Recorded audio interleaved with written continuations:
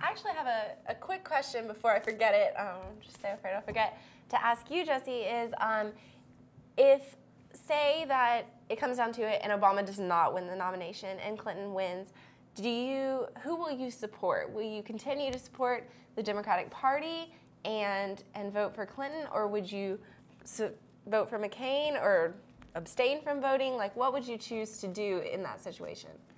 I don't believe abstention from voting is in any way a viable option if you want to see anything happen in this country.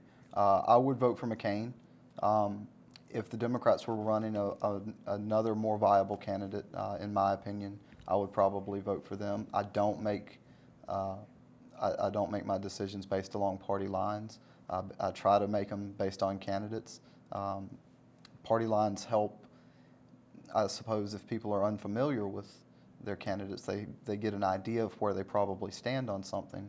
But if you look into it, I believe that candidates make the most sense to look into. Right? See, because I'm actually come from an interesting position on this. I was a Barack Obama supporter, and then when I really, like right when this race got started, really, I started looking at it more, and I actually switched and became a Clinton supporter. However, I would say if Clinton doesn't win the nomination, I'm definitely going to vote for Obama, because I would say that I tend to vote, or I tend to support more along party lines, and so I mean, I guess that's where I am on it. So. Well, if you don't mind, I actually I'm a little bit older than most college students. Right now, I'm 23 years old.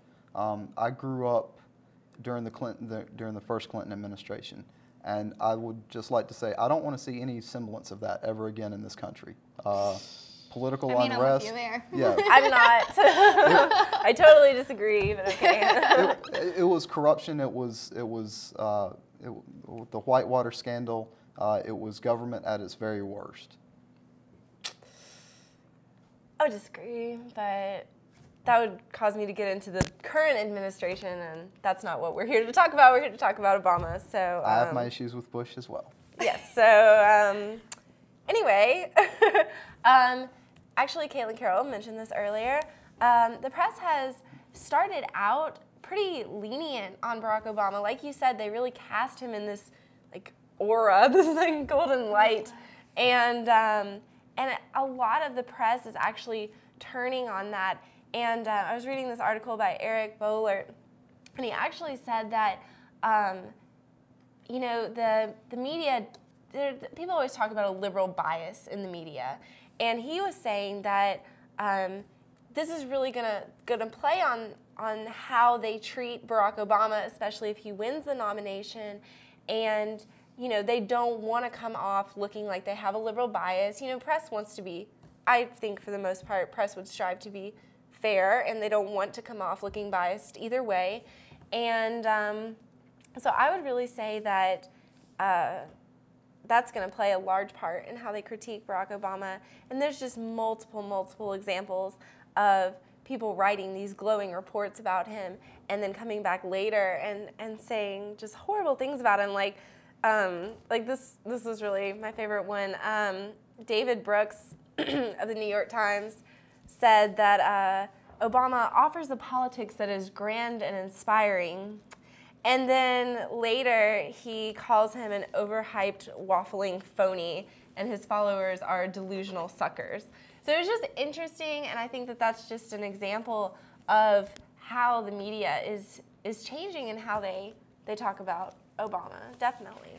So, I mean, do you have any response to why you think that Obama has received such glowing reports up until now? Oh, I would certainly agree that the media has been probably uncharacteristically favorable towards him up until the last about 3 weeks. Really since the Saturday Night Live skit with Hillary Clinton. I believe that, for one, I believe that the media itself has been positive towards him because he's been positive towards the media. He does make good speeches. He is very articulate. He's very charming. The media loves things like that. I have some some insight into this, because I know another one of the quotes used in that article as an example comes from Peggy Noonan. Peggy Noonan, for those of you who don't know, writes for the Wall Street Journal, and she was a speechwriter under Ronald Reagan. And David Brooks, whom Kaitlin quoted, writes for the New York Times and is a conservative. He is sort of a neoconservative, but still is the New York Times token conservative. So it's interesting that these quotes come from Republicans, and I think it's because when he came in, Republicans, even though they were terrified, bought into that aura of, you know, geez, maybe he is everything that they're saying. Maybe he is this next great hope, and how are we going to compete against that?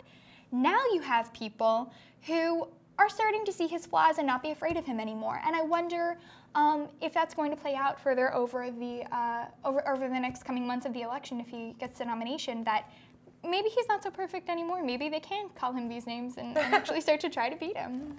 All right, well, that's all that we have time for today, but if you have any comments that you'd like to share with us about Barack Obama or anything in general about the race that you would like to talk to us about, you can email us at vikingvision@berry.edu, and we'd be happy to hear from you, and we'll read some comments on the next show if we get any.